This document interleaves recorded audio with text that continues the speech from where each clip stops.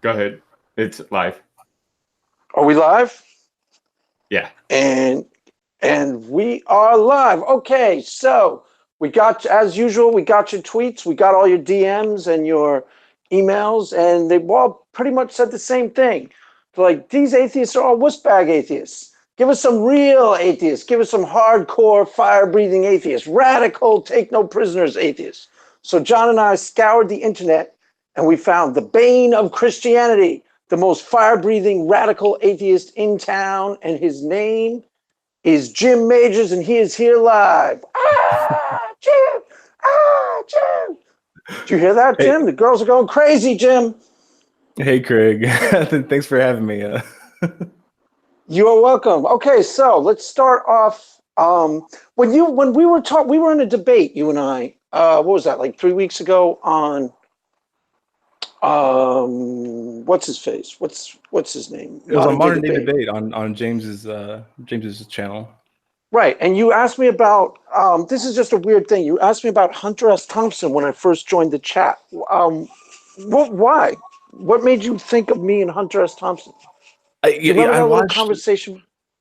No, I don't remember what video that I had seen of yours, but your profile picture was stills, different stills, like a slideshow of Hunter S. Thompson film stills.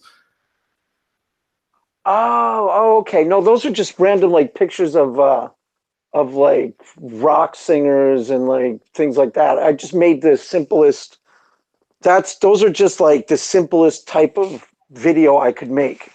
Because I'm so like technically not confident. I don't even think Hunter S. Thompson's in there. So they're not actually related to him. Well, no, not Hunter S. Thompson, but from Hunter S. Thompson films. Oh, okay. I got you. So you thought that was from a Hunter S. Thompson.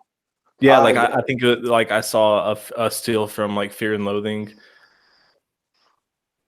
Hmm. I wonder what I wonder which I one don't you were remember which thinking of. video it was, Okay. So but not an I issue. don't remember what Um, your answer was. Are you a Hunter S. Thompson fan? yeah, I mean, the only book I think I read was Fear and Loathing in Las Vegas. I'm pretty sure that's the only Hunter S. Thompson book I read. And that was a long time ago. That was in high school. My sister bought it for me actually for my birthday one year. And I was like totally blown away by it. But I never even saw the film. The film was with like what, Johnny Depp or something? Yeah, I believe so. The film's really good. It's not as good as the book in my opinion, but I think they definitely did it justice. It's a cult classic. Yeah, no, I've never. The book itself is fantastic. I Trying agree. to think if I did. What else did he write? He did the thing on the Hell's Angels. I don't Yeah, remember. and the Rum Diary is my favorite book by him. I don't think I've read that. What's the deal with that? What's that about? It's about a a journalist. He's working for this newspaper, and I think he's like he has to go to Puerto Rico for something. It's been a while since I've read it. I don't want to give away too much. I remember how it ends in like the main points, but as far as like with the main plot of it is, it's really good. I actually think it was adapted into a movie as well, and I think uh, that Johnny Depp plays in that one as well. Oh, really? That's I interesting. think I so. didn't actually know that. He was the. He's also like. What was it? Doonesbury. That character is based on him. Zoinker. Zoiker. Is that his name? I don't I'm actually not remember. sure. There's a. All right. So let's. When the first thing I want to ask you about is you were at the Faithless Forum, correct? Yes, I was. Okay. So tell us about that. How was that? Was it fun? Oh, What was the I deal? can't tell you about that, Craig. It's on a need to know It's basis. It's it's top secret. But if you state promise not to tell secrets. anybody, What are the? I'll let you in on a few of the details. I won't tell a single soul who's not listening to the YouTube video. I won't Great, tell perfect, anybody. awesome. It was really great as a showcasing of different atheist and secular YouTubers. We had a really great time, just really good time for fellowship and getting to know each other and just putting a name to a face and just building That's right, upon because that's relationships that have been established for a long time for most of us. well, that's the first time like you met some of these people in person, right? Or Yeah, relatively the first time, or one of the few yeah, times. yeah, Well, yeah. first. Absolutely. I've met a couple of them a couple of times before, but for the most part, it was my first time meeting everybody, and I think for most everybody there, it was their first time meeting everybody. Wow, that's actually pretty interesting. What was Shannon like in real life? Shannon is the same person in real life that she is online. Just she is Really? hilarious. She's fun. She's just a very funny person and fun person to be around. Okay, so what was there any surprises on meeting people? Like you were surprised that like Paul was so big, or like Well, I don't know. um, Anything that struck you? I can't believe Matt Dillahunty looks so big on YouTube, and he in person he's a no, twerp. no, Or I'd met Matt Dillahunty before. I'd met Arn Raw before, so I knew them. I knew what to expect. For the most part, it was the YouTubers themselves. Like Telltale Atheist was my first time meeting him. Surus, Apologia, all of them was my first time meeting them. I thought Apologia would be taller. Um, yeah, a lot of he's people think that. but not to say that he's not a good height. He's a good height. It's just he's a big person. You know what I mean? And He's let's a see big who presence, else. so Um, you thought his actual physical stature would match his online presence. And you were yes, like, yes, it's like exactly. Prince. It's like Prince. You think Prince is going to be larger than life, and apparently he's What like Prince isn't really like six small. foot something? No, Prince is like 5'1" or something. He's tiny. He's like a Oh midget, wow. almost a midget. Yeah, and everybody comments on it because you think Prince is going to be like John Wayne in person, like bigger than life, and Yeah. No, no, he's no, tiny. but Paul Gia was actually one of my favorite people to hang out with. It was really great meeting Paul and in real life and just putting a name to a face, and it was just a really good time. And Ocean is somebody else who showed up. He's a polytheist. I think you've had him on before. I'm not sure. Well, no, we had 2 weeks ago. We had he. I guess you could say his protege. I don't. It's a different polytheist, but he kind of. I guess Ocean led him to polytheism, as kind of in his words. Is that how you would say it, John? Ocean kind of led Okay. him Yeah, to. he at least like helped him in figuring out a lot of different stuff. Yeah, Singado of Belgae is what he goes Yeah, by. it was. It was fun. It was really interesting. Mhm. So this is basically like was a who's who of YouTube atheists for the most. Almost everybody you can think of was there. Um, And then what? Did you just kind of like party afterwards? You kind of drank for 2 days and then went to meetings in the day? Well, How'd that work? so I got there the evening before, and we all kind of congregated down in the hotel lobby lounge area, and it was a very nice hotel that we had rented out this block of hotel rooms on the second and third floors, and there's a whole bunch of us, a whole bunch. I would say it was a complete success. But the first night we just kind of hung out, nothing really heavy, and then the next morning we went and we went to the location of the actual event, the actual Faithless Forum, which is a little bit further away. It was at some library in downtown Dallas, and really nice venue. And we had an event, and we broke for lunch. And we came back, and another showcase thing of atheist YouTubers, and we let out. And there was most people went to an after dinner, and there was an after party, and it was really good time. Yeah, I think I saw some clips of a whole bunch of people sitting around. I remember Drew, GM Skeptic, and Christina Rad actually, who I didn't realize would be there. That was like one of the first people I ever before I got on Twitter, I started watching YouTube atheists, and she was one of the first people I started watching. Like those people in that first group of like amazing atheists, her, Jacqueline Glenn, and then there's Cult of Dusty, I think was in there, and Thunderfoot. I think those are Yeah. the guys that I used to watch. I watched all them. She was actually my favorite out of all of them. I thought she was really interesting. What is I'm trying to think of her Her her what? Her YouTube channel? name. I thought it was just Christina Rad. Pretty Maybe sure it so. was. I'm pretty sure it was. It's just her as her. Okay. Yeah, I think it is. So now, so you, all right. So in the forum, you said you had met Aaron Ra and Matt Dillahunty before in person because of you did some what, like a debate or something or a live. Yeah, I think I met him once at an event with Jim Hall with Atheist Edge. We all went Okay. down to his place in Dallas, and a few different events with the atheist community of Austin. Okay. So you have some, because didn't you, what did you used to run? The Atheist Republic? Yes, Is that correct. what it's called? And what is that exactly? I only know it from it has a Twitter feed, and that's the only thing I know about it. It's a nonprofit organization that advocates on behalf of atheists worldwide and helps atheists in the 14 nations where atheism is a death sentence seek asylum in other countries. Okay, so did you have some hand in founding that? No.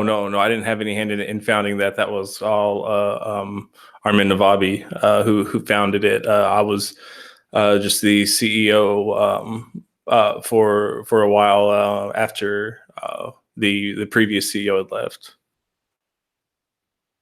Okay, so have you been to Dallas before? You've been to Austin a couple times with the like ACA and kind of Yeah, loosely hung out with them before. So it yeah. wasn't I've new to been you I've because been I've there never quite a been few to times. Texas at all. Oh, okay. Because I've never been there at all. I mean, I actually considered Ocean is kind of like a atheist, honorary atheist, and I actually considered going to just hang out for like a day or two, but it was a little too far away for me to do that.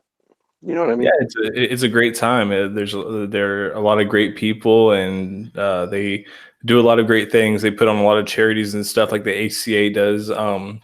Atheists helping the homeless and things like that. They do food drives and clothing drives. Okay, so how long have you actually been an atheist, and what your commitment level is? I would gauge pretty high. Like you consider yourself an anti-theist, right? Atheist Yeah, I activist, consider myself a philosophical atheist. and I've been an atheist for, let's see, seven 7 years now.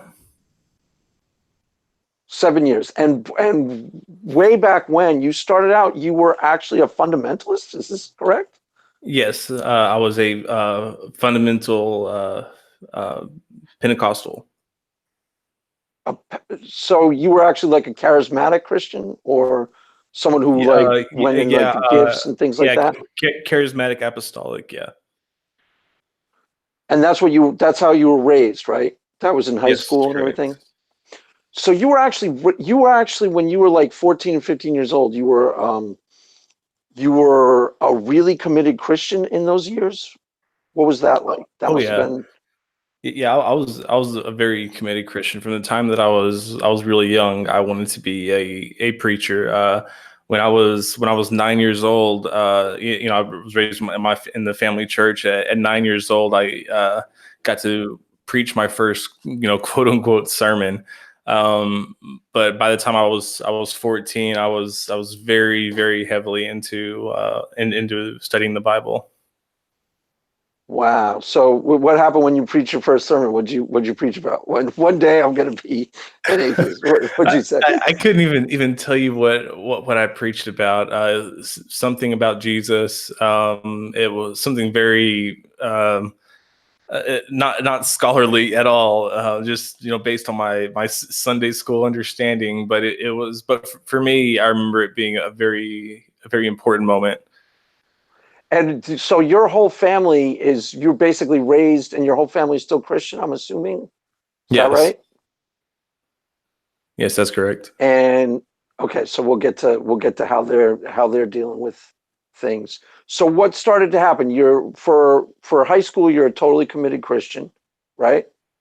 Or you Yeah, started to have but you starting to but have I was doubts having somewhere along. questions because the whole reason that I started studying it seriously was because I started seeing a difference between the God that I had been taught in the church my whole life and the God that I was finding in the Bible, and so I kind of set out on a mission to find who God was and what that means to me. Okay, so and this is when you were in high school at this point is where you're starting to have the questions? And Yes, correct.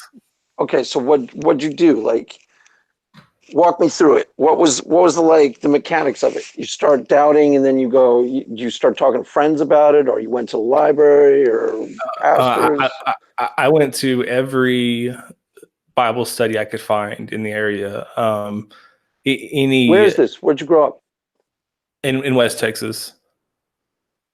Oh, you're actually a Texan. Oh, I get it. Okay. Yep. Is that where you live now? No, I'm not in Texas anymore. But Oh, okay. I spent the majority of my life in Texas. Oh, okay. Okay.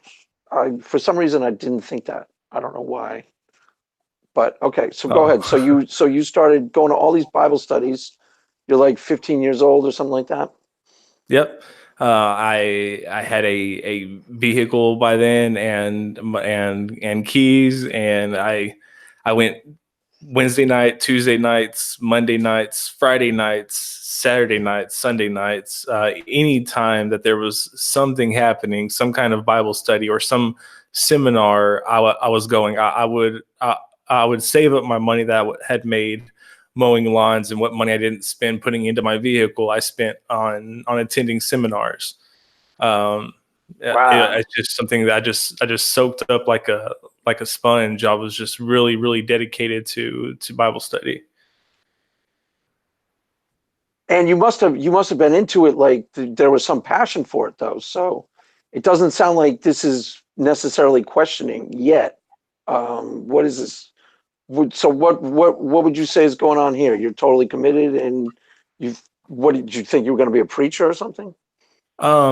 Yeah. So that's exactly what I wanted to be. I wanted to be a preacher, and by uh, I'm shortly let's see, in my mid 20s, I had started preaching at a church. Had already built a congregation in my family church, and it was something that I was wanting to do my whole life, and uh, it was something that I continued my studies on. But there was a lot of controversy in some of the things that I was teaching and some of the things that was traditional in my church.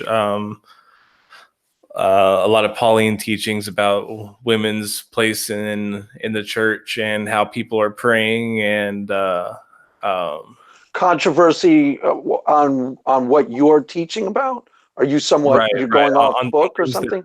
right on things that I had found in the Bible that even though I knew that they were traditionally taught in the church, they were they were teachings that weren't traditionally accepted, but they were things that I had Like found to be true. so this is like your own. These are things that you're bringing to the table for your congregation, and it's causing a bit of a dust up. Is that am I understanding that right? Right. Mostly amongst the older crowd, mostly family members. Oh God. So what type of stuff are we talking about? Oh, just And things what like the Godhead, and because they believe in like a Unitarian Godhead. It's a very different idea of the Trinity. Um, okay. and things like gifts of prophecy and gifts of snake handling and things like that. Well, I never witnessed any snake handling while I was there during my generation, but traditionally in my family that had been a thing. Wow, really? Yeah, Wow, that's wild. yeah, it was really Because of really that, because crazy. of that, based on the scripture that says you will pick up snakes and nothing will harm you. Like Right, that's based that's the genesis on of that, right. isn't it? Matthew. Wow. It was in the long ending of Matthew, I believe. So is this type of Pentecostalism? Um, I mean, is this you probably consider it traditional Pentecostalism then, but looking back on it now, do you put it in like with standard Pentecostalism, or is this a little bit more extreme and out of the box, weirder version of it, or what? How No, do you it's view it like now? it's United Pentecostal, UPC, very traditional. The where you see, the women don't cut their hair, they don't wear makeup, don't wear jewelry, they don't wear pants or jeans, they wear long skirts. Very conservative. The men don't have facial hair. Um, So this is as what this is how you were actually raised in high school, and yes, you were yeah. so you didn't date or I anything didn't. like that? Did you Like, not for go to instance, we movies, didn't things like have that? a television in our house until I was 14. Oh my God. Wow. What years is this, by the way? Like roughly 2000. 70s? No, it wasn't 2000 yet. It was late 90s. Oh wow, you're young. I'm like 70s. No, old man, sorry. Um, Yeah, wow. So I'm okay, in so my let me 30s. let me let me break this down for you so you understand where I'm coming from. My wife thinks that she was raised a born again Christian. Okay. She insists that she was raised a conservative Christian, but she wasn't. From your point of view, and I told this to Paul, she wouldn't have been. She was Christian, and her mom would go to church, but she went out with her friends, she drank, she went to all the normal movies that everybody saw, she went to Madonna concerts. So it She was a wasn't the same backslider. thing. Yeah, well, I mean, she better not have had sex with boys' friends, but I'm pretty sure that she did. So in her book, she was like raised Christian, but it's a totally different planet than how you were raised, from what I can gather. So you didn't Absolutely. did you social? You didn't go out when you were like 15 years old. You didn't go out on weekends and things like that. You Nope, nope. did what? Go to church? Didn't have a drink of alcohol until I was 19. um, Wow. until I was well out of the house. Never snuck out of the house. Never went to any parties. The only socializing that we did was within the church family, and that's what it was, the church family, and we didn't do anything outside of that. Wow. It's unbelievable. I mean, it's totally night and day how I was raised. Right. So like the It's kids that really we went to school strict. with, they didn't get, or we didn't get their musical references, their television references. The only music that we listened to was gospel music, and most of it was family gospel music. There's a lot of gospel musicians in my family. And you went to a normal public school where people were like Yes. talking about, Michael Jackson, or what years is he? 2000. So not Michael Jackson. 2000. So people are like talking about like whatever, the Red Hot Chili Oh, Peppers, like and it you have was like no idea what they're like talking about. Backstreet Boys and stuff like that. And you have no idea what they're talking about. No And do you idea. want to know? Are you curious, or are you kind of like those are sinners? I don't want Oh to. I don't want yeah, to put this. one of the kids brought a Walkman to school, and he was playing Metallica, and I instantly fell in love with Metallica because some of the music that I was allowed to listen to was classical music, and I immediately picked up on the classical undertones of Metallica and just fell in love with him and wanted to hear more of them, and but that didn't happen.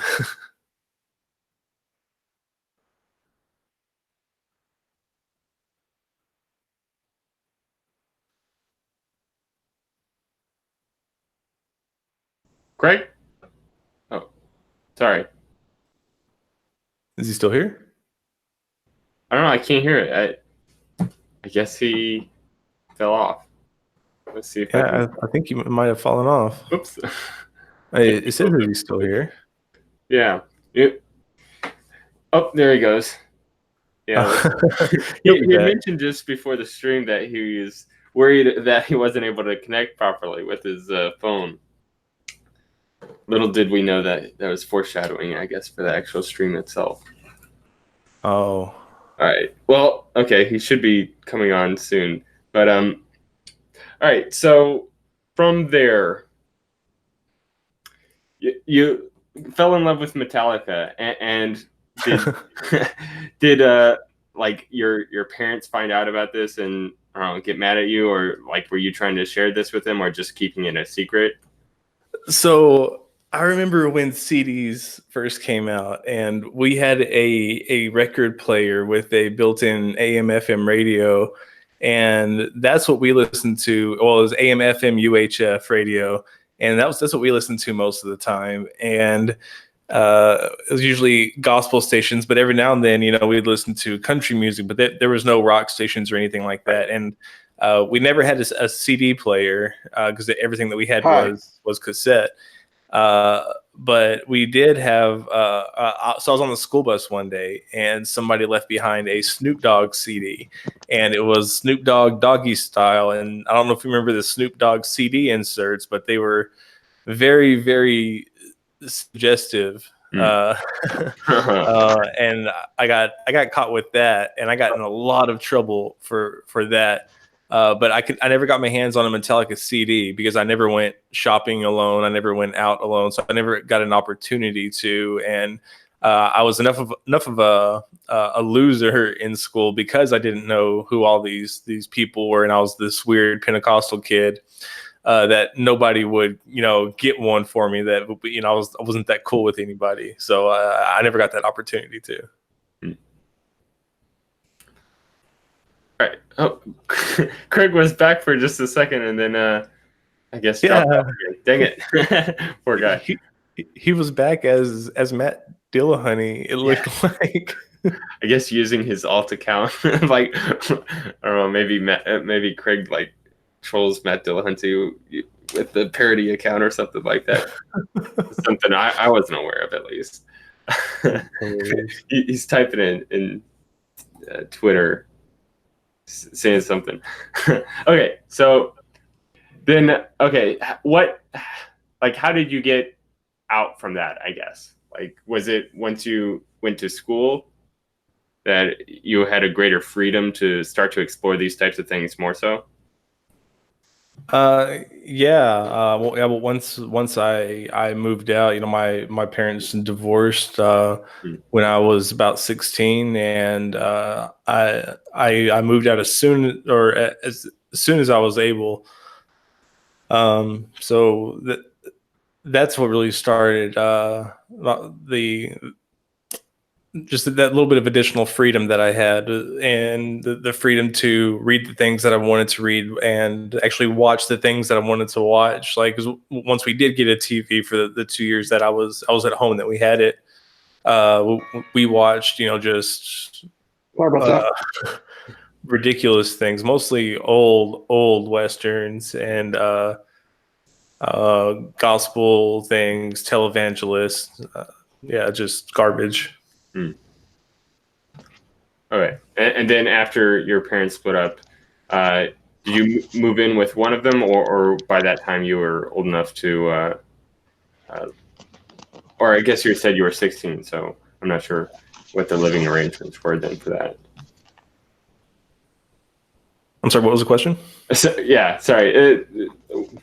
When your parents split up, then were you living with just one of them, and that, I don't know, they were no longer as strict with the types of like restrictions for content that you had?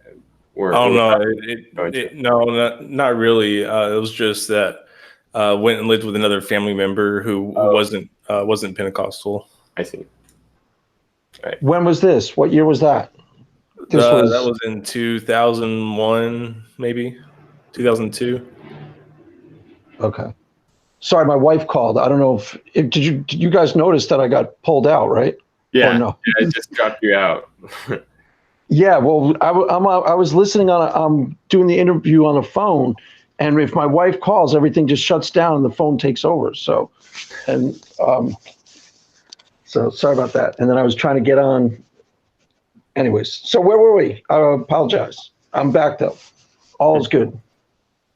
Yeah, Jim was just kind of going over his early life and being more introduced to the more secular things, and being like having that greater freedom to explore the larger found a larger world outside of Pentecostalism. Right. Your version of Pentecostalism was really, really, really like uber strict. And as far as you were concerned, that's the way all Christians were raised, right? Well, I mean, that's not what I ended up thinking, later. That's why I guess you could say, brand of Pentecostalism. I wouldn't even call it Pentecostalism. I would just say that it was what I would consider Christianity being taught in a Pentecostal church.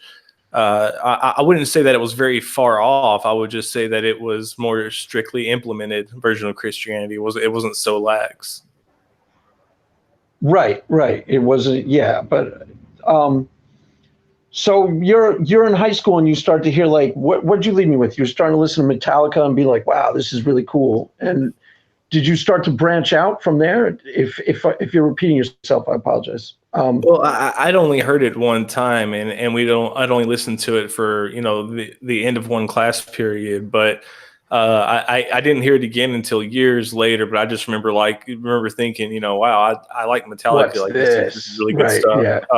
But as far as branching out from music, I didn't do that until I was on my own. And that was when you were in your 20s, probably, right? When I was 18. Oh, you left home when you were 18? Yes. Okay. So when did the ball start with the actual deconversion?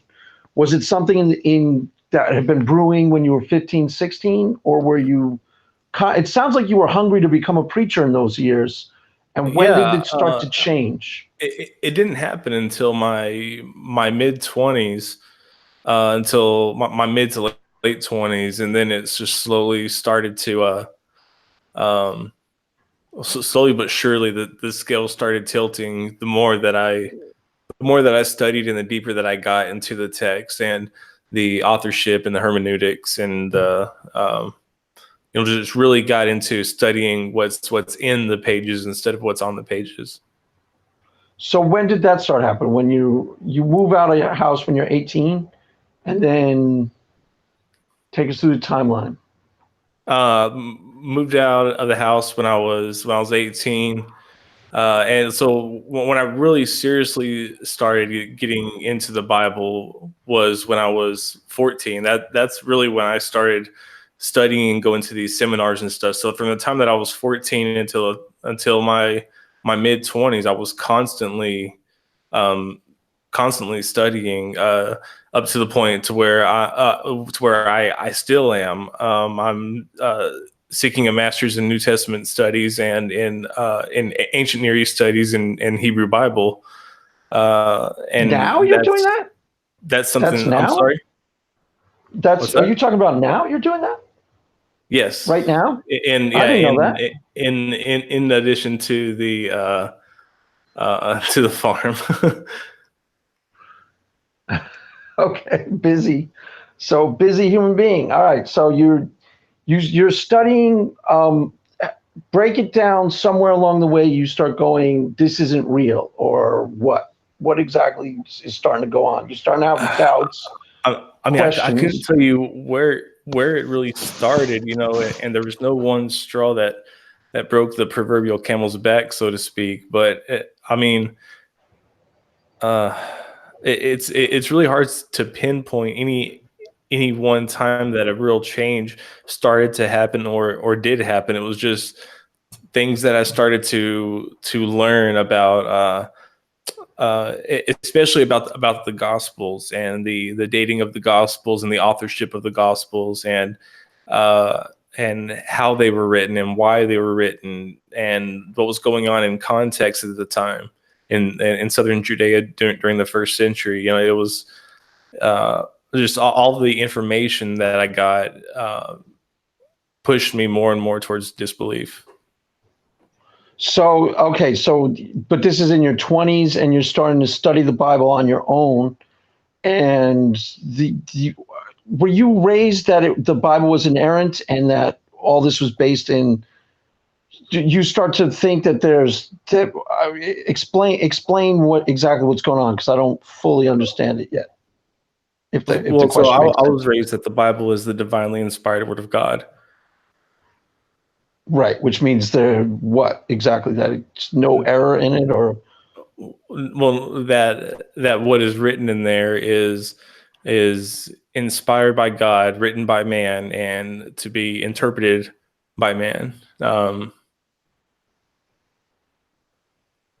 okay. So I'm trying to understand when the shift comes, and the how the shift happens, because you're done almost a complete 360.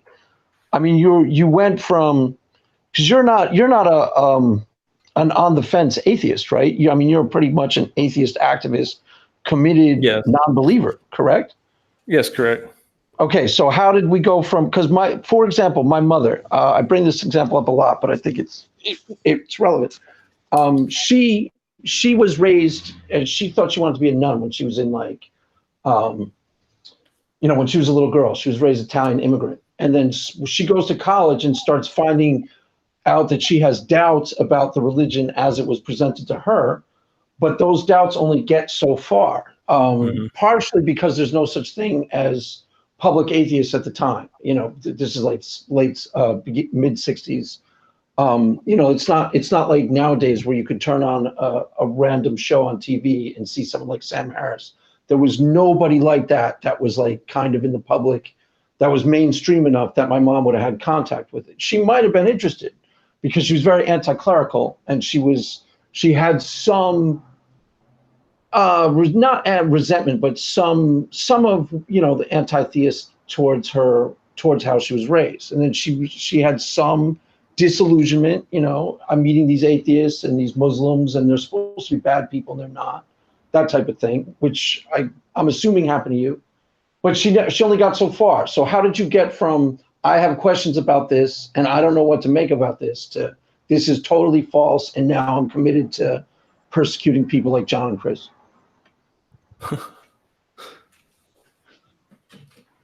It's a complete 360, right? So how do we get to traverse? I mean, it's like a 10-year process or something, or a couple Uh, years, or no, I mean, I would say that it was a lifelong process. I mean, but yeah, I mean, from the time I was 14 until my mid 20s, yeah, by that time, I was pretty much convinced that not only does the God of the Bible not exist, but neither does any other God.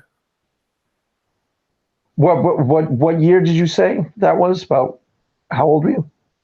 My by my mid 20s, Okay. my mid to late 20s, like 26, And 27, that's when somewhere you around there. started becoming an actual atheist. Did you watch like atheist stuff? Did you watch stuff like Aaron Ra and that? Not until I was an atheist. I didn't really get into the YouTube scene until after that. But then after I became an atheist, I started reading about atheism and about problems that atheists are experiencing around the world. And I found Atheist Republic, and then from Atheist Republic, that's where everything kind of branched off. But that was only about 4 years ago. Okay, so somewhere along the way you became a non-believer, and you were on your own as a non-believer, just going like, I think I'm actually an atheist, somewhere in your 20s. What do you mean on my own? Well, okay, so you start. I mean, I'm trying to understand the timeline and understand what happened. So you're about 15. You're pretty committed to Christianity. You think you want to be a preacher. Yeah. Somewhere along the way, the doubts creep in. I'm still not clear how we got to doubts to complete non-belief, but let's say 23 years old or somewhere around there, you're a complete non-believer. But then there's Yeah, so my doubts started coming in whenever I started learning about when I started getting into the deeper studies about the authorship, like of the Pentateuch and of Mosaic authorship, and in New Testament studies, like in the Synoptic Gospels and these comparing the Synoptic Gospels did a lot for me. Analyzing Revelation did a lot for me. I mean, in general, just studying the Bible is what did it. Just slowly but surely, one book at a time. Okay. I mean, I kind of understand what you mean, but I don't really understand that as a process of. I can understand why doubts would creep in, but I'm not quite clear how doubts chiseled came to non-belief, so to speak. Well, I mean, I don't know. Maybe that's a hard thing to answer. well, Maybe I'll yeah, ask. because I mean, it is hard to answer because I didn't choose to stop believing. Like we don't choose what we believe in and choose what we don't believe in. It's just an internal scale weighing the evidence, and if it was found wanting to a very high degree, I held on to Christianity for as long as I can until I remember one point where I was begging God, pleading with God, because I was so scared of going to hell. That was my biggest fear. The only thing that made me hold on for as long as I did, and I said, God, I'm seeking you, and you know my heart. You know how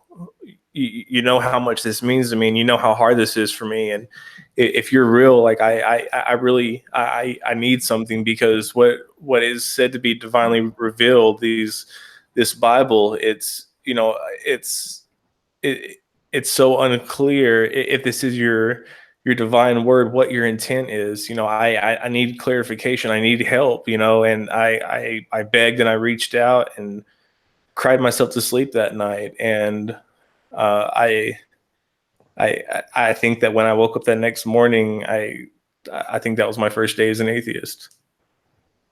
Interesting. How old was that? How old were you when that happened? 25, 26. And then you were just a non-believer by yourself, is what I meant. Like you're just to yourself. You're like, I don't believe in God, but you're still connected to your church group at that point, or you're still connected to. Yes, that was on a Friday, and on that Sunday, I came out to my congregation with a letter. It can be found online. Oh wow, that's interesting. Uh, yeah, it was a very hard thing to do, and an extremely emotional part of my life, and I'm kind of choking up a little bit just thinking about it. But it was a really really hard thing to do, but it was something that I thought was necessary. So you did that by yourself? You came to a place where you didn't believe in God, and then you presented that to the congregation by yourself? Is that what you're saying? You wrote Yes, a I letter did of it by like, myself.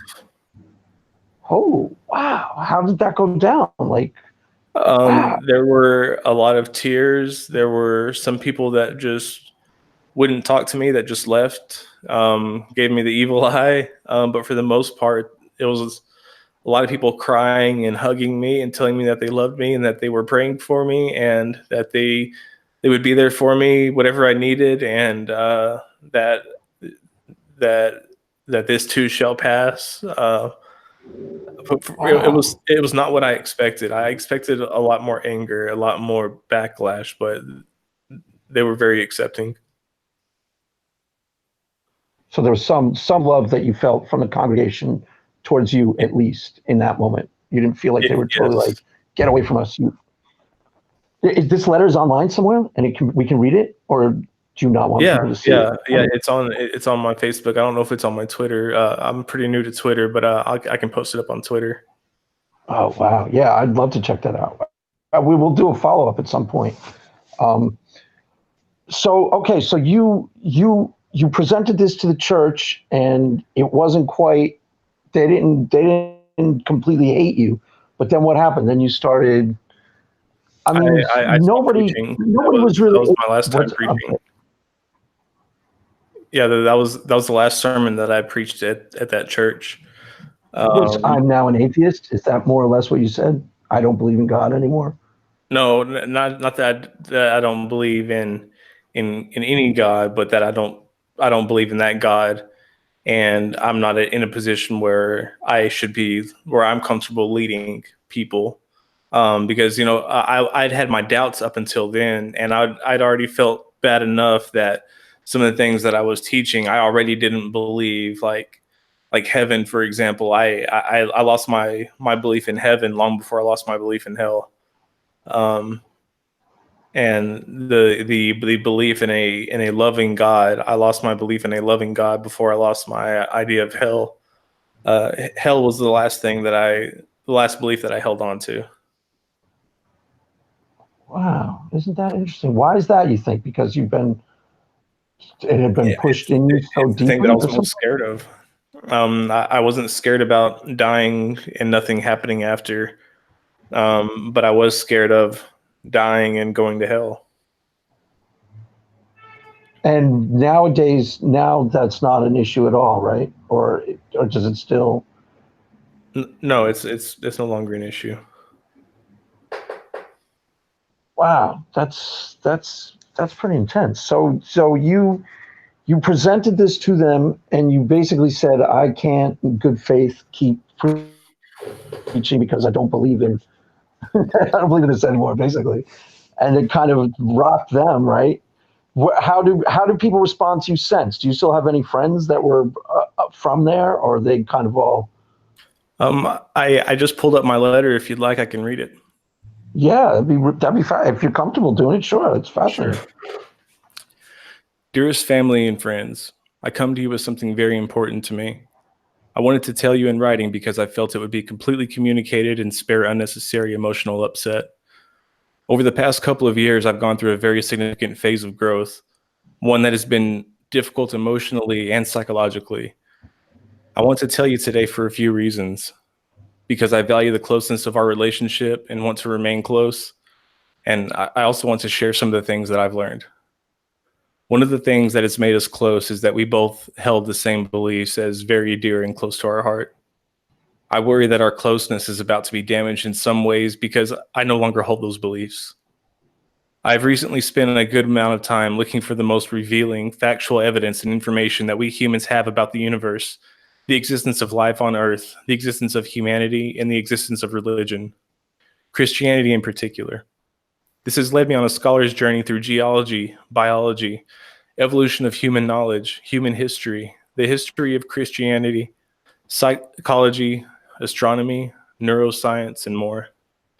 As a Christian, I never really gave any sincere consideration to some of this information.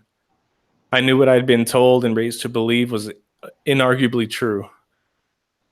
I knew there was a God, and I knew he was the God of the Bible.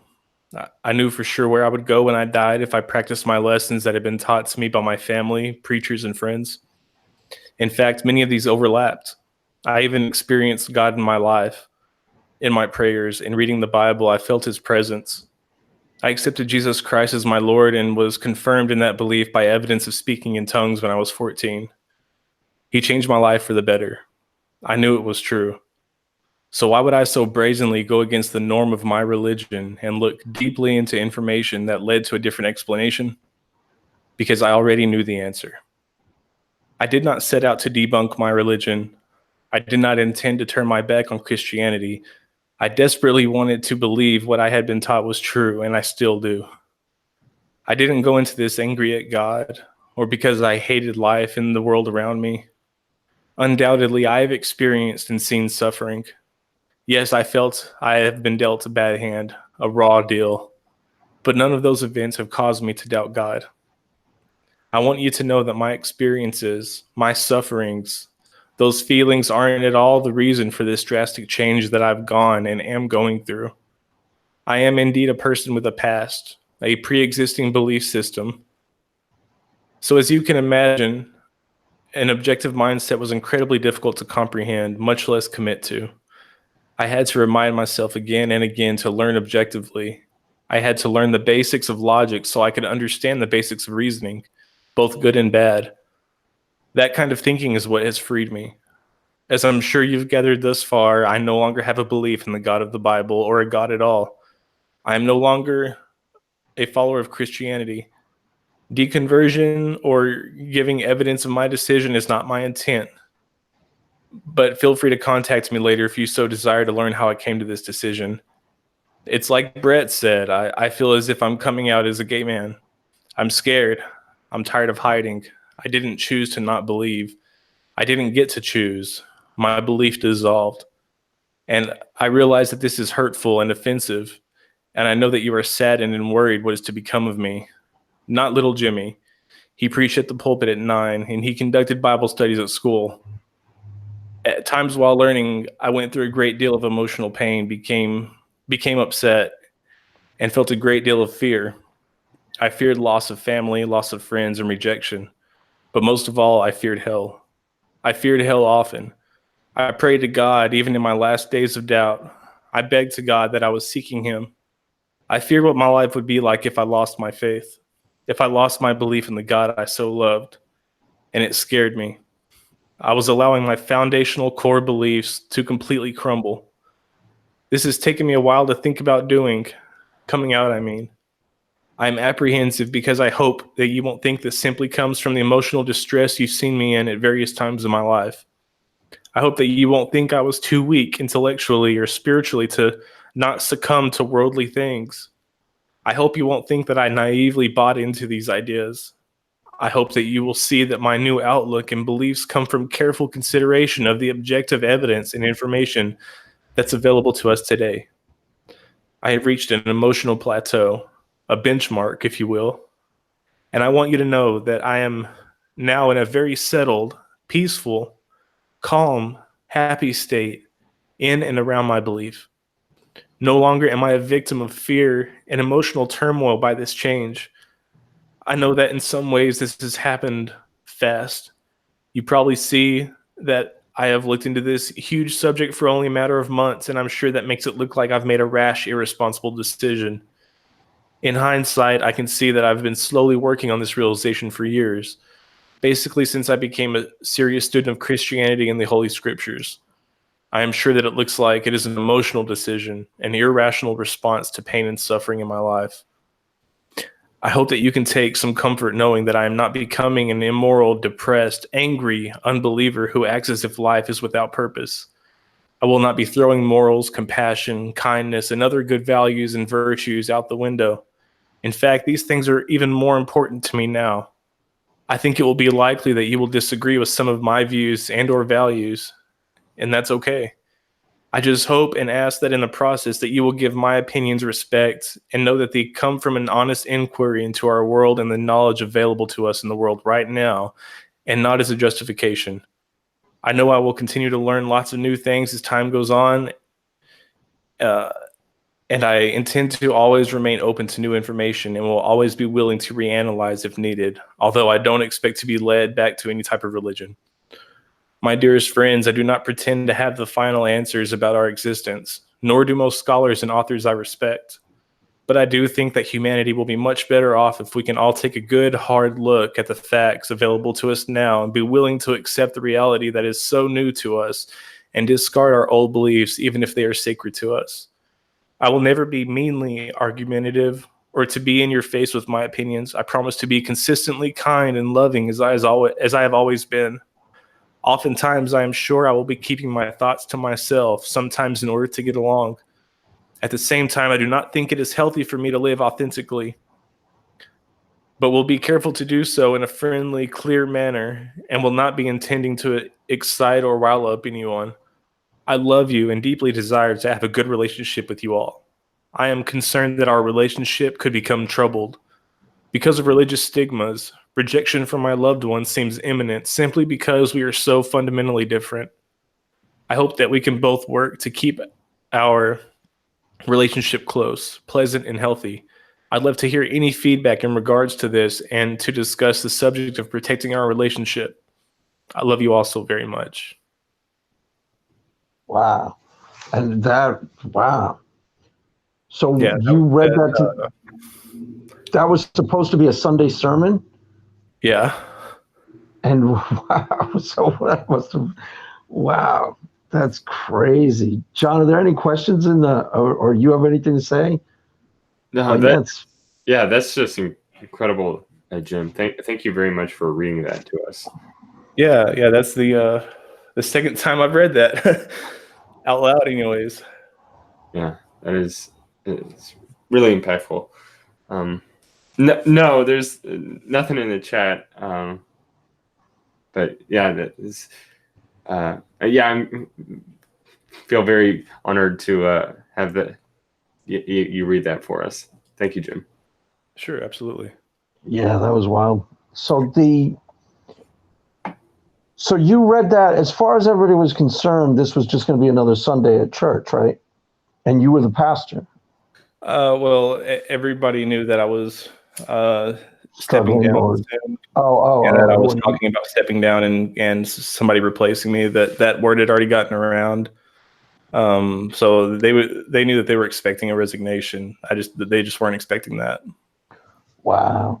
So when that starts to happen, how do they deal? Like, how does the church handle you? Do they go into like, I don't even know, what sort of mode do they go into when someone's going through those type of struggles? Do they? I wasn't on the inside, but just from what I heard, just from family, there was a little bit of a schism where people who supported me were shaming the people who didn't support me, and vice versa. And so there was a little bit of a schism there. But overall, they seem to have recovered. I haven't been back since, but still talk to the family that still talks to me. So some members of your family don't have excommunicated you to a certain degree, or Yeah, the majority of my family's excommunicated me. ouch, is that immediate family too? Some immediate, my dad, my grandpa, my uncles on that side, and cousins on that side. So not like immediate. Like I still talk to my brothers and sisters, but yeah. But they're all still, your brothers and sisters are still this version of Pentecostal, right? And your dad certainly is, and No, they all escaped Pentecostalism. oh really? Okay. Pretty soon after, but all of them are Christian. My sister, the one who's just younger than me, she's a couple years younger than me. She is agnostic, atheist, kind of questioning. So when you first started connecting to the atheist community, was this kind of like almost a hallelujah moment for you? Were you totally like, this is it? This is what I've been looking for? I mean, was there some period where you just on your own with these thoughts? Or Yeah, I felt all alone. I wasn't big into the internet. Didn't get on Facebook much. Didn't really care for the internet. As a matter of fact, I don't even think I had a Facebook at the time that I came out. Oh no, wait, maybe I did. No, I didn't. I didn't for a long I didn't time, get actually. Facebook until right after I came out. And I thought I was alone. In tiny little podunk town, I thought I was the only atheist, and didn't. I mean, as far as I knew growing up, sheltered as I was, that the atheists were a myth, pretty much. Atheists were like unicorns, I never met one for a long time. I guess the first atheist that I met was a calculus teacher that I had, and I didn't find out he was an atheist until years later. But yeah, so I until I found Atheist Republic, until I actually got on Facebook and searched atheist and found atheist groups like that, I had no idea how many atheists that there truly were, and that I wasn't so alone, and that not only that, but there were other members of the clergy who were atheists that were out there. And I was like, oh, I'm not the only Benedict Arnold. Wow. So the finding of the atheist community must have been like, I don't know, it must have felt like you were coming home to a certain degree, right? Yeah, to a certain degree, it was because I've been missing that sense of fellowship and a sense of belonging, and the atheist community gave me that. And you still live in a small town now, right? Oh yeah, now I live in an even smaller town. Actually, I could probably name where I live a town, and they would put up a post office because I live out in the middle of nowhere. Okay. So you probably still don't know that many atheists in real life, is my is my question. I mean, it's probably still relatively rare. Like you I, know a whole bunch online and YouTube and Twitter and things like that, but I've met probably about 200 atheists in real life, like that's like how many like I know. But as far as like seeing and meeting atheists, I know I've met and know thousands of atheists. I've had people. I went to a storage locker, like one of those like rental storage places with the gated key and all other stuff like that, and I was picking up a display. For like a farmer's market to put fruit on and stuff like that. And they had one for sale in the display. And I went up there and I was loading it up, and she goes, "This is a weird question, but are you Jim Majors by any chance?" And I was like, "Yeah, oh yeah, no I am." way. And her She's son like, popped his head out of the window of the Jeep that they were in. He goes, "I told you, Mom." oh my God. like, What did she know you from? From YouTube. From me? From when you debated me? She go, didn't you debate Craig Reed that one time? No, it wasn't me. I'm sure that was it. He killed you, by the way. She didn't say that. All right. That's really wild. That was really cool. And at Faithless Forum, somebody asked if I would sign their laptop, and that was a really cool moment. You should have said no. I would have said no. No, I asked. I go, are you sure? I would have been like, look, I'm just not comfortable doing that, dealing with the little people. You know, maybe my handler will deal with you.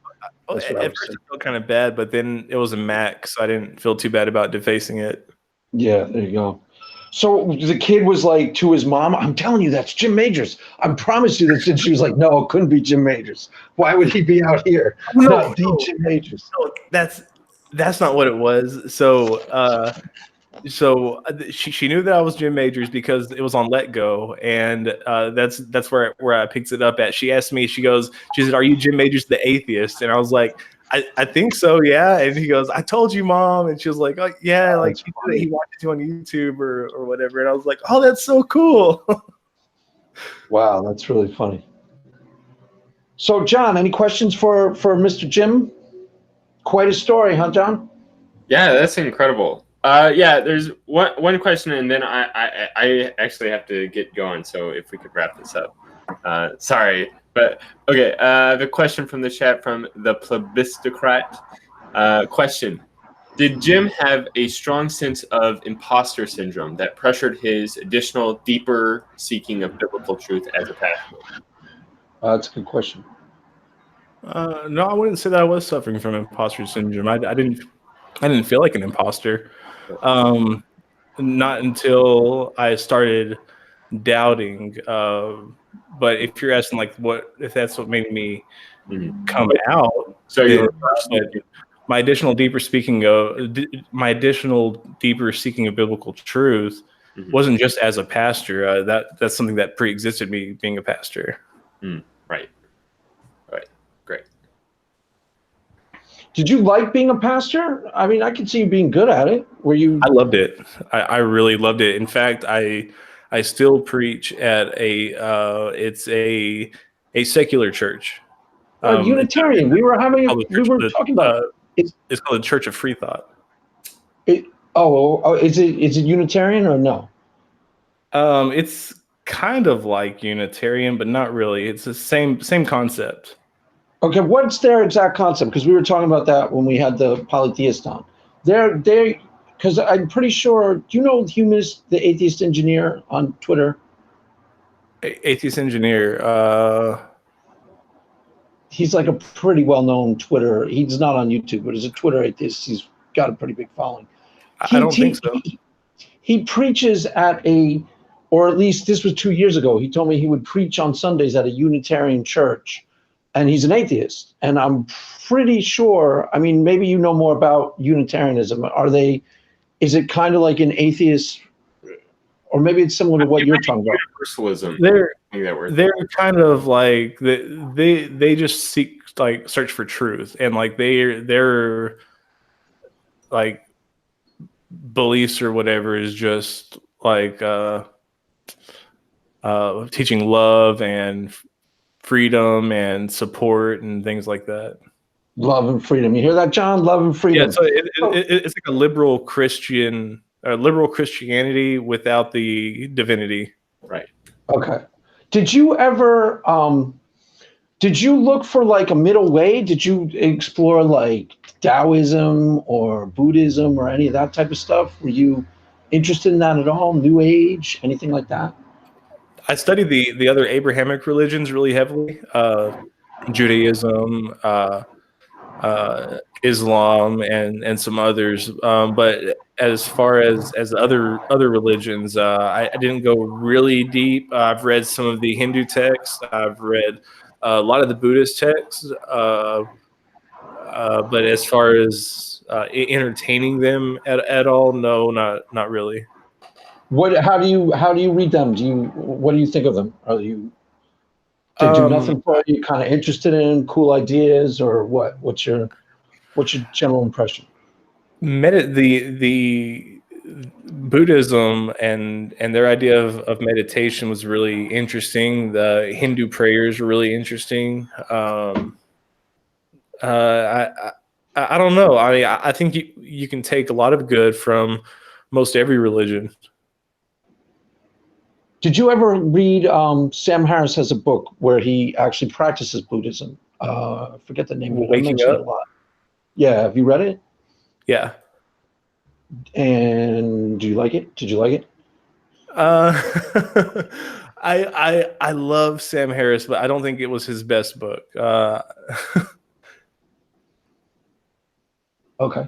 Um, so what was I gonna? I was kind of going somewhere with the Buddhist question. So you kind of dabbled in other religions, but you didn't really like go questing when you were deconverting from Christianity. You didn't like.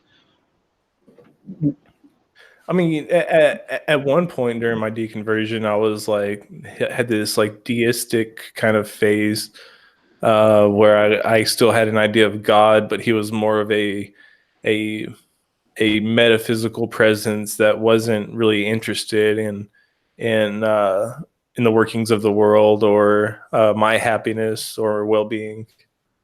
Right. And then you just sort of abandoned that along the way, or it didn't make sense to you somehow. Yeah, basically.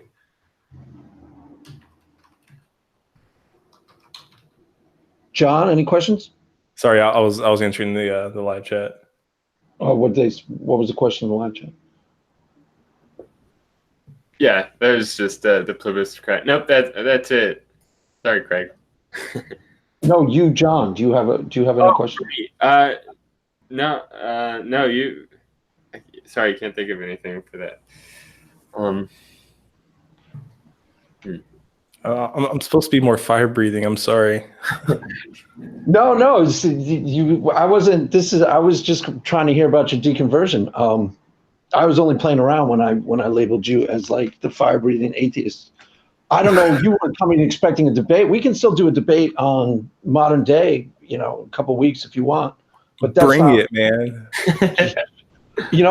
what happened was you probably disagree with this, but I got like something like 300 letters that told me that I killed you in that debate. So, Oh yeah, well I got 302 letters that said that I killed you in the debate.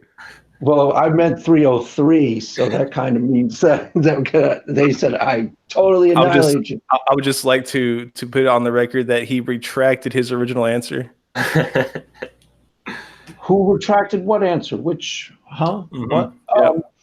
No, we can do another debate, but that's not. I don't have people on the channel to debate. I try to find out, like, I try to delve in and find out what happened. There's still some things that I'm not quite clear on in terms of the actual deconversion itself, like the mechanics of it. But I'm not sure if it's. I'm not sure if it's can be translated to the. You see mechanics, like I guess I don't understand what you mean because it was fluid, but it was so fluid that there's really no breaking lines that you could really say other than that one night. I would say that was pretty much a catalyst in my disbelief.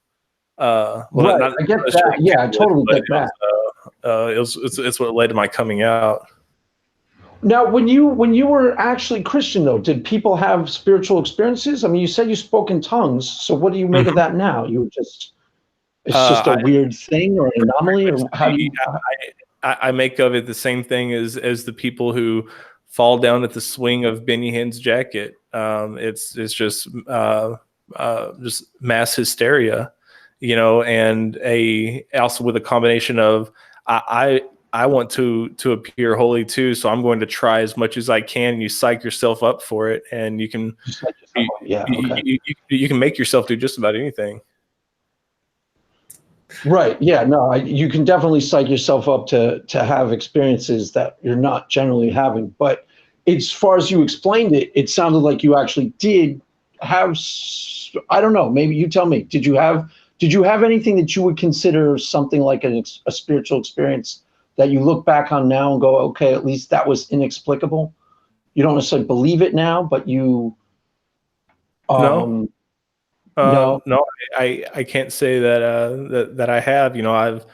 I've had feelings, singing to gospel music in the car, but never anything that is unexplanatory. That or nothing that's unexplainable.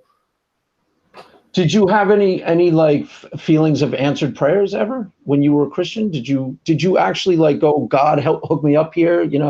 I want to get with this girl or no, never anything like that, but I have prayed, when I was having trouble, making rent, or when I was having trouble with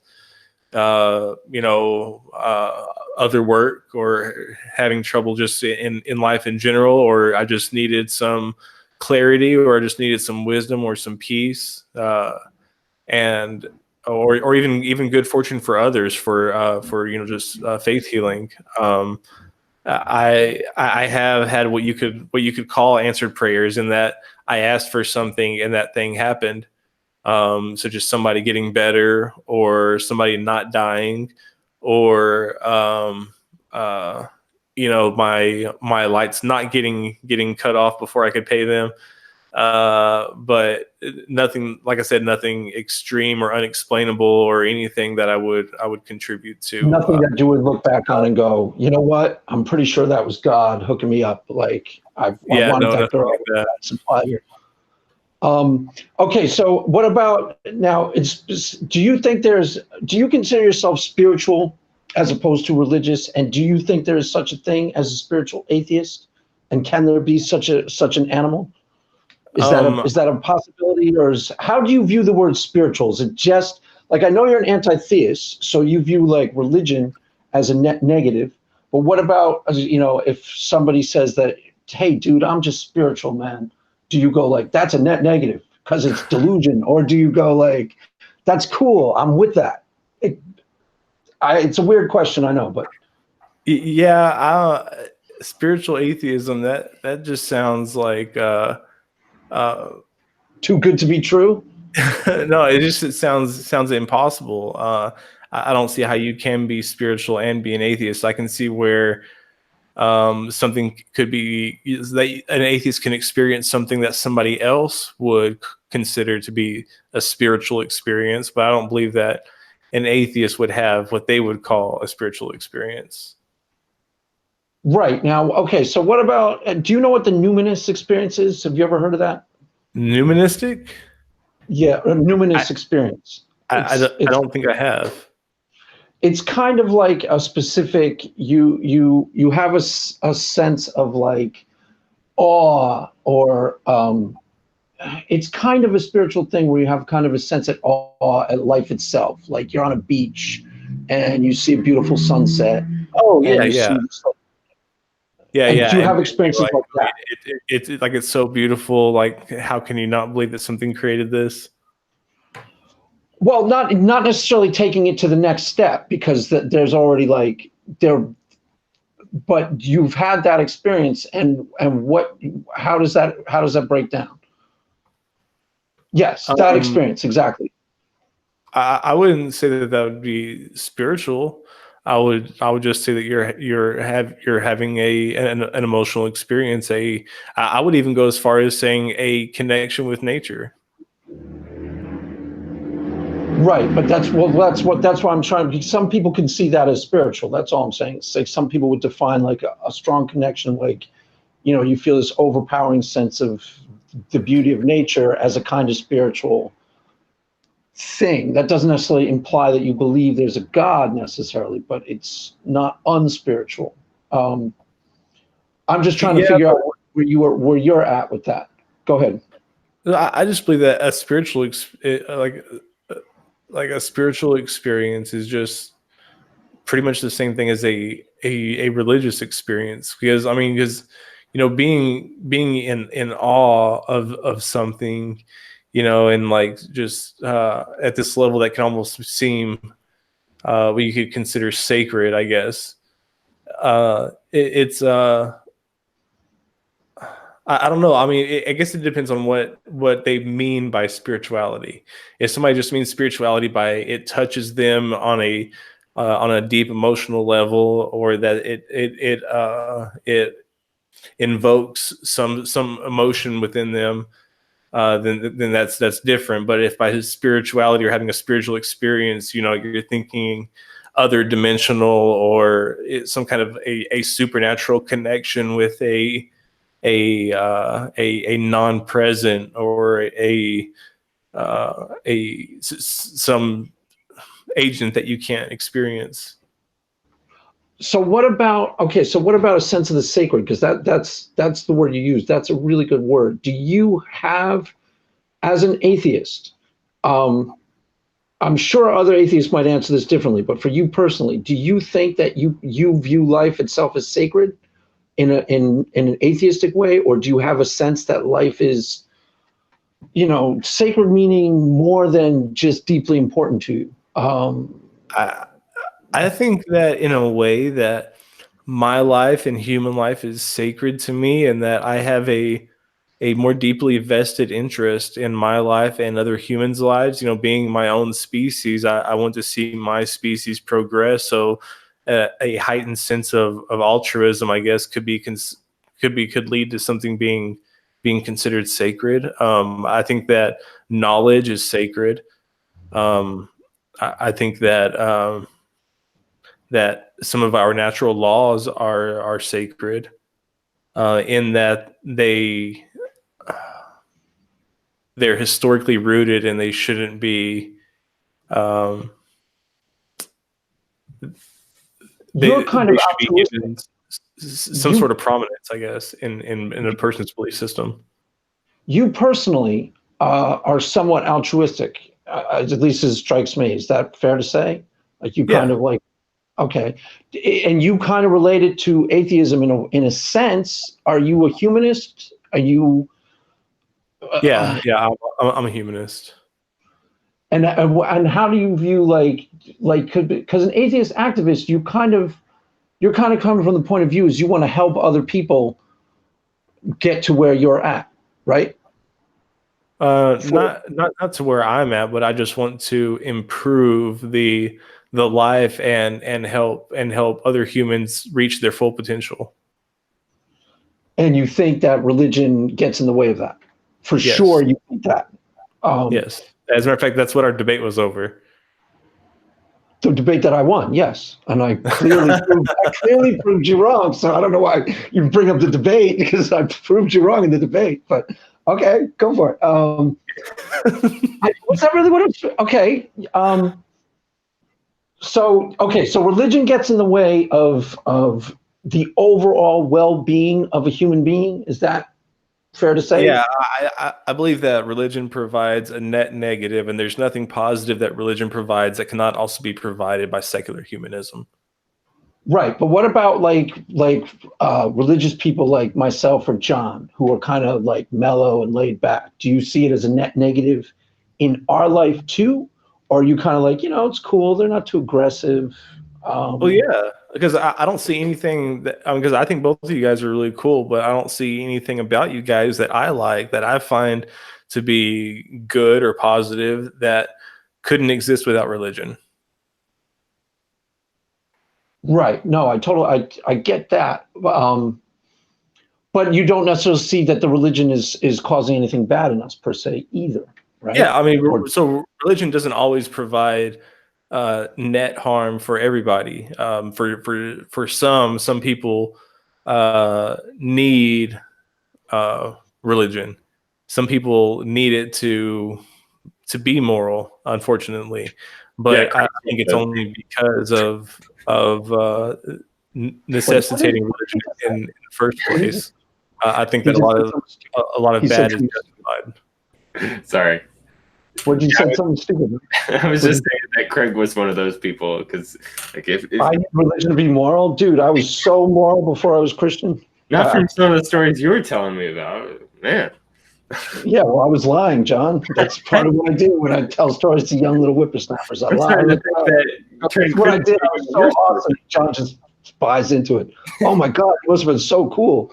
Yeah, and then I beat up those 5 guys. The gangbangers jumped me, and I beat them up. And John he's just slow, Jim. There's nothing you can do about it. He just doesn't get it. trust you anymore. All right. Okay, so this is interesting. So humanism is related to atheism, right? And you want to help other people. That has a lot to do with why you do what you do. As far as I can tell, that's a big motivation in your life, correct? Or no? Yeah, I'd say so. But I think a big motivation also is seeing the negative stigma that's applied to atheism and wanting to contribute to the better envisioning or to a better future for atheism, and as far as how people envision us and how we and what we provide for the world and what we provide for other atheists. No, but do you see like a lot of the questions that John and I throw around are like, have you checked out Peterson's videos yet? His Bible series and stuff. And there's a lot of stuff that gets thrown around about. Do you see atheism having to find some sort of not external sense of morality, but like do you John, you know what I'm trying to ask him, don't you? I'm not doing well. What? Like some sort of meaning, I guess, or some sort of Like purpose? meaning that, or purpose that fits within the worldview of atheism. Do you see atheism as having to answer some sort of existential questions? Let's say for not for necessarily you because you're okay with it. Like you're relatively sane and stable and healthy and civic minded, but somewhat douchebag atheist. And what is you go here, watch my atheist video. Do you think atheism needs to provide some type of a moral framework for this douchebag? Did that make sense? No, just because I don't see atheism as being something that is necessarily dogmatic, nor should it be. I know that there's many different flavors of atheism, and that it's I don't know that there's a lot of people who do take it to a dogmatic level, but that's not the atheism that I see. I just see atheism from a philosophical point, not necessarily from a label point or I mean, it is a label, but as like a community point. I just see it as a very blanketed term for people who don't believe in God. Or Right. God. There definitely is such a thing as a dogmatic atheist. I would not put you in the category.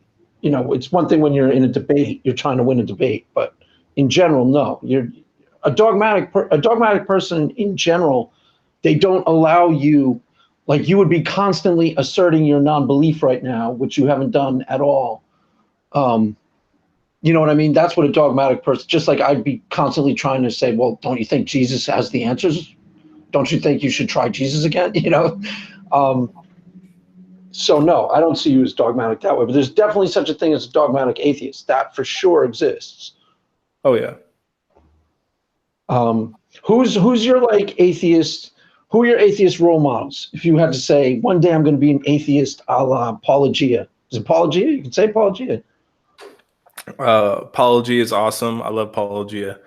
Let's see. As far as I mean, I like a lot of secular scholars. I like Bart Ehrman. Bart Ehrman's really a person that I look up to. Dr. Josh Bowen. He's somebody that I highly respect and adore and look up to. Did you on the? Did you watch that? I had them on this channel in November. Did you watch? Oh, really? That? No, I Yeah. haven't seen that. Yeah, it was great. Very cool. I want to check that out. Bart Ehrman, yeah, I didn't realize Bart Ehrman was an atheist. Does he actually present himself as an atheist? I think Bart Ehrman presents himself as an atheist, but HistoryNet's right. Josh Bowen's agnostic, but I guess I was thinking more secular non-believers. Right. Yeah, and I think Bart Ehrman in the Sam Harris podcast he did with Sam, he referred to himself as agnostic as well. But still, he does primarily look at the historical Jesus through agnostic atheist isn't a thing. No, I don't know if here we go. Here we go. We'll set up a debate with you and Steve any day, Jim. You can come on here and debate Steve for 3 hours. No, me and Steve agree. Oh, well then what are we going to do? We'll debate about something else. Let's just take an opposite point of view. What is what? Just debate about something else then. I just want to see you two on opposite sides of the spectrum, ready to pounce. That's what I want to see. See, most of the stuff that I debate, as you know, is biblical criticism. So, and that's not Steve's wheelhouse, and philosophy is not my wheelhouse. So, I don't know what we would debate on. Yeah, I guess we'll have to put that on the back burner for now. It's too bad because I was all fired up to see you take on the big guns. All right, so humanism is related to atheism, and you see this as tied into altruism. So there's no need to follow the example of someone like Jesus, correct? Well, when you say there's no need to, I mean, I guess you would say as long as you're not strictly adhering to it. I don't have a problem with most of Jesus' teachings. I have a problem with some of his more xenophobic ideas. But for the most part, I think that Jesus' parables, we can learn a lot from them. The parable of the seed sower is one of my most favorite parables. I still use it today.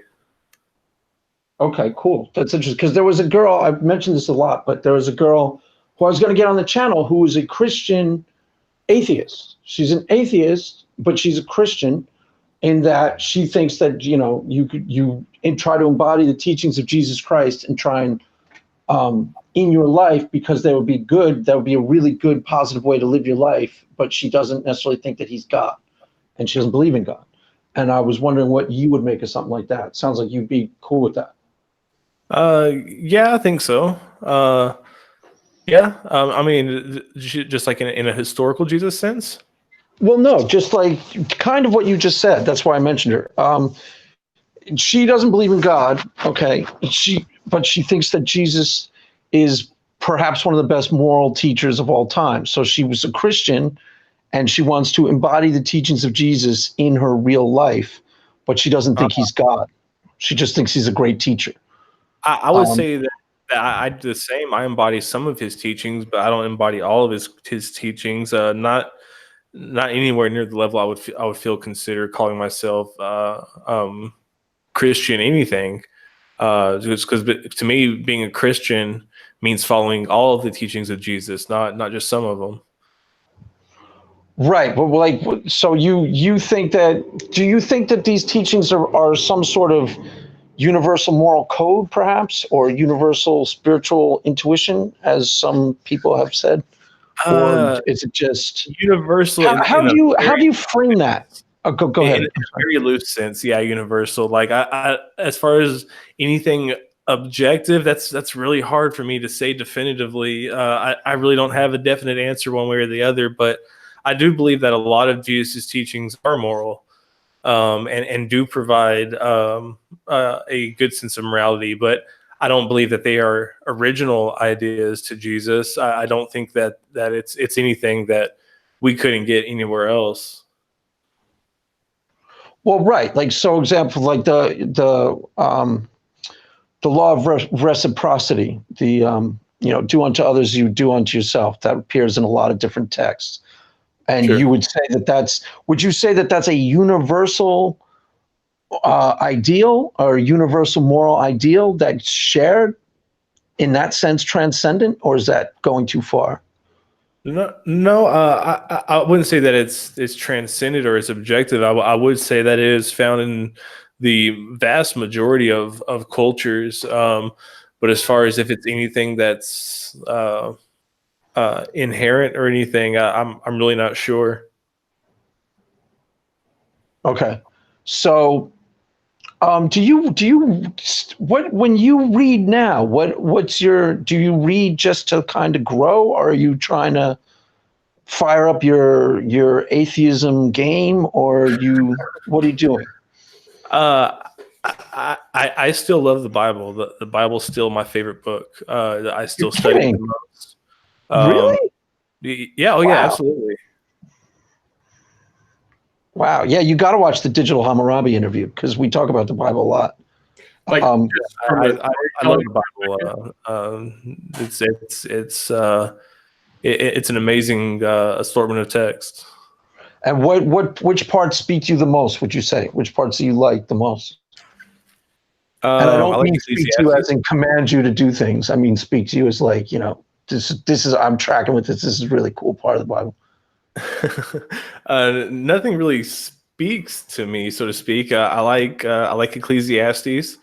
I Okay. like Song of Solomon. I like Proverbs. I like a lot of um, uh, the text from that time.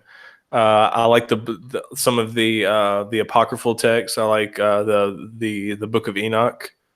Um, I actually don't know any of those. Those were all like they were debated as to whether they would become canon or not. Is that one of those? The Book of Enoch? yeah. The Book of Enoch is apocryphal. Yeah, it was considered non-canonical.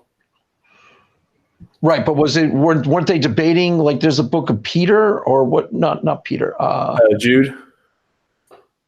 Is Did you no, say there's a different. that Jude copied something from Enoch?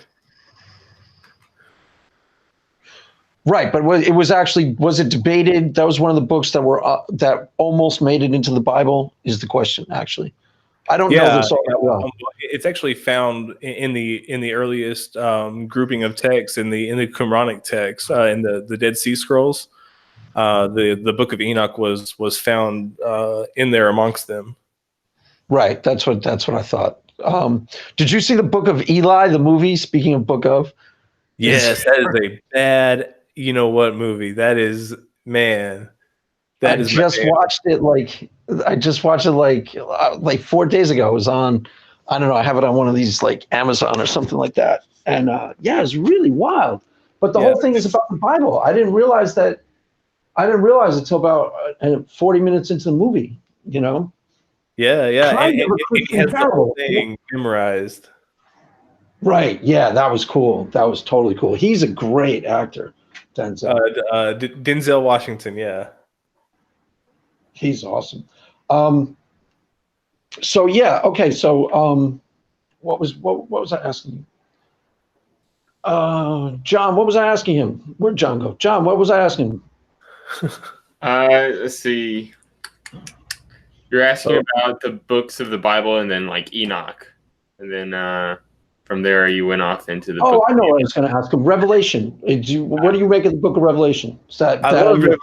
favorite? That's one of my favorite books to talk I know about. it. I knew it'd totally be your favorite book. Yeah, I just knew that, Jim. I could tell.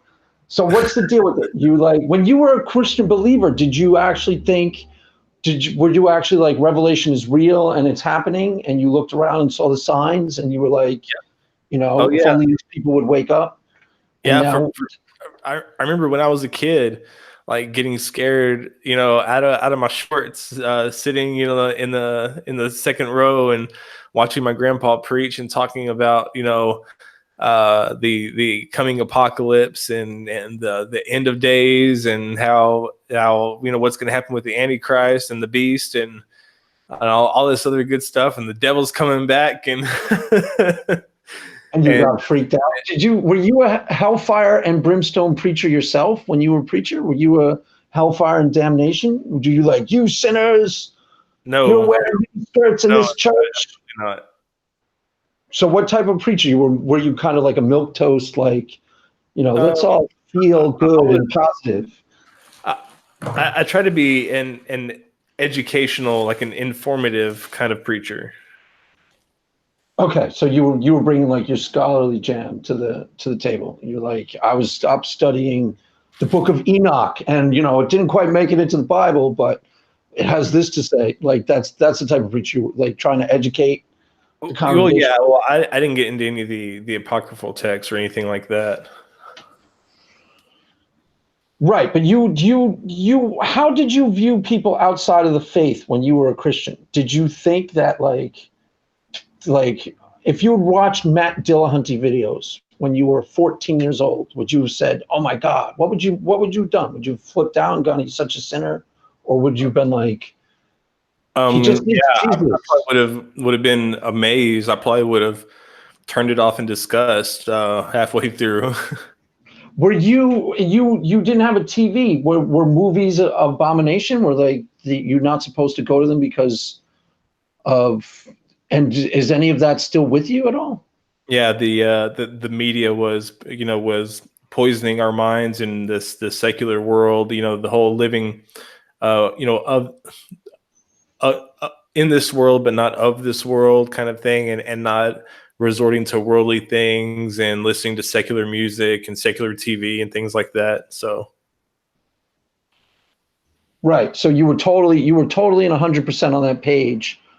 But there's no residual. Doesn't seem to be any residual trace of it, does there? Like you don't watch like a horror movie and go, I don't know. I don't know what you go like.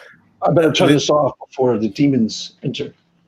Right. No, I watch a lot of different kinds of films, listen to lots of different kinds of music. There was a period where I wouldn't watch anything with like witchcraft in it, or any kind of like heavy music or music that talked about having sex or smoking or anything like that, or drinking. Right, but does that, like, what I'm asking, what do you listen to now? You listen to just regular classic rock, or like? I listen to everything, literally everything. There's nothing that I don't listen to. I listen to rock, metal, rap, country, classical, electronic, all different kinds of music. Okay. But there's no hangover effect. You don't listen to like Black Sabbath and go, either this is so much, you think it's 50 times cooler than it is because it's so badass, or you go, I better turn this off because it's so demonic. There's neither effect. There's some music that's like a little much, like some of the metal talks about like killing babies and stuff like that, and I'm just like, oh, like that's just like, when I think music, like that's just it isn't, to me it doesn't contribute anything, like I don't, like I could be listening to something else, something that's better than this, I don't have a desire to listen to that kind of stuff. So no goth metal or like totally crazy black metal? No, I like some like early 2000s like emo metal, but nothing like like super satanic or anything. Like I like some of the what you could consider satanic rock. Like I like Black Sabbath and Ozzy Osbourne and things like that. But like stuff like Cradle of Filth, so some of their stuff gets a little too much for me. But I do like some of their stuff. Okay. Wow, interesting. All right, Mr. Jim. So how would you sum up your journey thus far? If having been asked some of these questions, what would you say? You're a humanist atheist, just looking to make the world a better place in your own way, and you deconverted because you just couldn't believe. Is that? Yeah, I deconverted from Christianity just because I found things in the religion and in the text that conflicted with what I originally believed, and when I delved into them a little bit deeper, I found plenty of reason to not believe. And as far as my journey as an atheist, I just want to continue learning myself, and hopefully one day I will find the truth. But until then, like, I think that we should all always seek it and never assume that we have it. Yeah, I would agree with that. John, any questions for our guest? No, I don't think so. But yeah, I'd agree with that as well. That's very, very good. Nope, sorry. But we did get some more people watching now. We got SJ and Luca popping in. What is Cool. Does SJ have a question for Jim? I don't think so. No. Did you give her a wrench, by the way? She's supposed to have a wrench.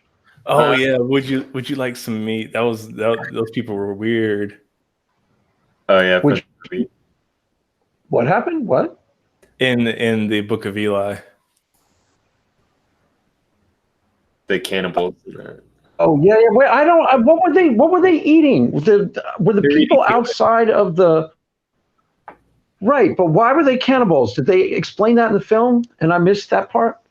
The people who, what's his face? Who was the guy? The famous actor who played the leader of the bad guys. What's his face? Do you Gary like Beethoven? Gary Oldman. Yeah, Gary Oldman. They weren't cannibals, but the people on the outside who were like roaming in the wilderness were cannibals. But did they explain why? No, there was no other life. I think that one person didn't he have a dog? No, he didn't have a dog. That was I Am Legend. I think all I the Am animals. I Am Legend is phenomenal. I saw that in the movie theater with my wife because it wasn't that popular too, because it wasn't supposed to be that great. I swear to God, that's a much better film than people realize. It's a really good movie. Did you like that? I'm sorry, I didn't hear what you said. I just squirted water out of my nose. I Am Legend. That film is really underrated. A lot of people don't like it or think it's not that great. But my wife and I went to see it in the movie theater, and when you see it in the movie theater, it's really good. Yeah, it's really, really awesome. I have the editor's edition where it has the alternate ending. Have you seen that one? No, what's the alternate in the original ending's Christian? Did you freak out that the movie was Christian? You go, I got to get out of here. It's Christian. No, Remember, not really. he goes, I'm listening to God. That's why he did what he did. She goes, what are you doing? He's like, I'm listening. Remember? Well, yeah, but how you know he was listening to God? I thought he was listening to like the sign of the butterfly.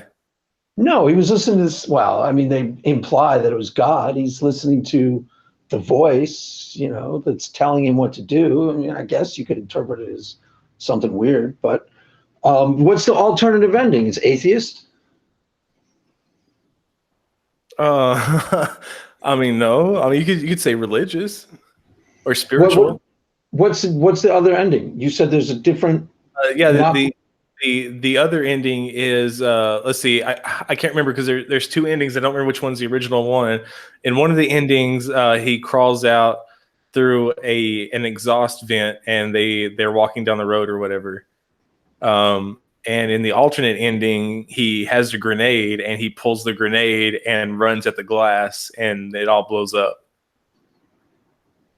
Yeah, that's the one I saw. The one where he runs at the glass because he kills himself so the girl can get away because God tells him to. In the alternate ending, both of them make it out. Weak. Normally, that's the one that would make it to the theater because that's more positive. In the ending that was actually in the movie theater, it was more, tragic. Normally, it's the happy ending that makes it makes the theater cut. So that's normally backwards from how it normally is. Stephanie, does she have a question? Stephanie asked Jim a question. Yeah, she does. Let's see. Are you aware of the whole like Steve and Kyle thing that's going on with the non sequitur show? I mean, I just yes. I just hope that justice is served in the end, and that everybody gets what they deserve. Right. That's all I gotta say. Okay. Yeah, and then there's the other question from Kafai asking about LSD at GTA 5. No, we're just gonna skip that one. Okay. And then, Wait, Kafai is the perennial guy. What's his question? Whether Jim's taking LSD? The answer is yes, obvious. What? have you ever What's the played question? GTA 5 while on LSD? I guess that's it. I don't know. Okay, here's a question. When you prayed, did you take LSD and then ask God to reveal himself to you? Oh, I have tried that. Did it work? No. Have you taken psychedelics? When did you Yeah. when did you start a psychedelic career? Because you were in your 20s when you became an atheist, so it wasn't while you were Christian, right? Oh no. So wait, it was while you were Christian. Okay. So what'd you do? You done shrooms? Yeah, And- I've tried shrooms and acid. Okay. Well, and as a older than 25? Yes. Wow. Crazy. Wow. Okay. That's from my perspective, that's weird because I stopped doing drugs probably 28. So, but I tried all that stuff before I got out of high school. So, Oh wow. so I was like, yeah.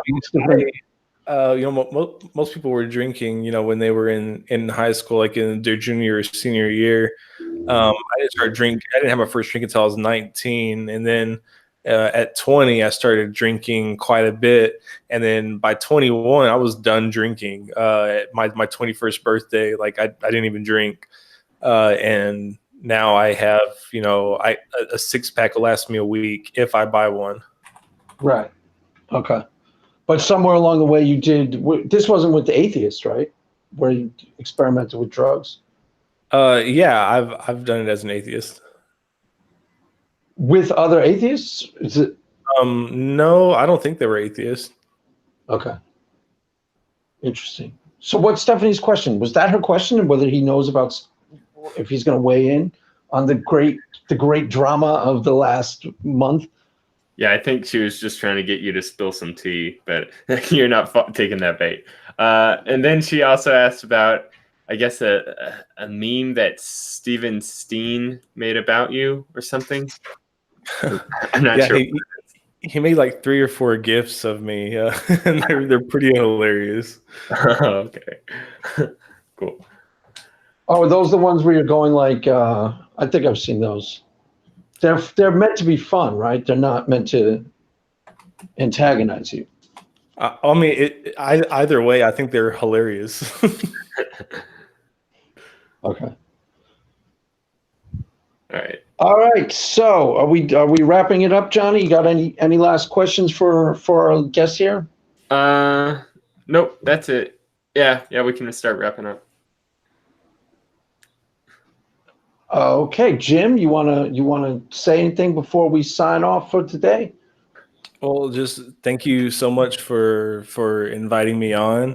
And if anybody wants to check out my channel, it's Disciple of Kairos, youtube.com/Disciple of Kairos.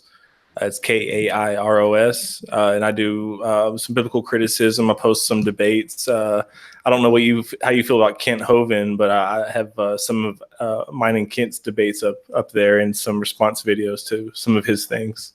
Oh, you debated Kent? I don't think I've seen. Oh, was that a modern day debate? No, it was on Kent Hovind's channel. Oh, okay. I don't think I've seen those. That sounds fun. Was it fun? Yeah, it was a lot of fun. Okay, good. It was. He was actually easier to beat than you were. Easier, honestly, Jim, I'm not just saying this to try and like make you look bad because I don't have to do that. But honestly, I got, I think, 305 emails that said, wow, that was embarrassing for Jim. I really feel bad for him taking you on. Just since we've been talking, I got 7 more emails. So that makes 310 emails that I've gotten that say that I beat you. Well, but the 300 emails was the first week. Then I got 200 the week after. So a total of 507 emails. So, that's a bigger number than the one that you had. I'll bow out. You are the man, Craig. So let's do it again. Let's go back on modern day. We'll have another. That was fun. We'll have another gentlemanly, what do you call it? Squaring off. Absolutely, man. Pistols at dawn. Cool. Sounds good. So you hear that, everybody? Get ready for the Rumble. This was just the prelude. Right here was just what we do on this channel is we butter them up for the kill. We bring them on. We ask them questions. We go, oh, we're on your side, Jim. And then we take them to modern day debate and take them to the cleaners. That's what we do here, kids. What's that? I'm okay with it. Yeah, it's good. So, okay, before we let you go, what's your wrap this whole thing up? What would you say you're doing now, and what's your journey? How would you describe where you're at in your journey now? What's your goals? If you see little Jimbo like 10 years from now, what do you see him doing? I just want to see bigger, fatter, Atheist channel. Just pretty much exactly where I am now, just learning and teaching people what I learn. Okay, cool. And you're just going to try and grow your channel, and you're not getting back involved with the Atheist Republic, though. Oh no, I'm involved with some other organizations, but it's not affecting my YouTube presence. Okay, so sounds good. You heard it here today, kids. Prepare for the Jim Craig Reed Rumble coming soon to a modern day debate near you. And you heard his. We got a long story here that you want to. If you didn't hear the whole thing, you want to play back and check out because it got pretty intense in there. And with that, we will sign.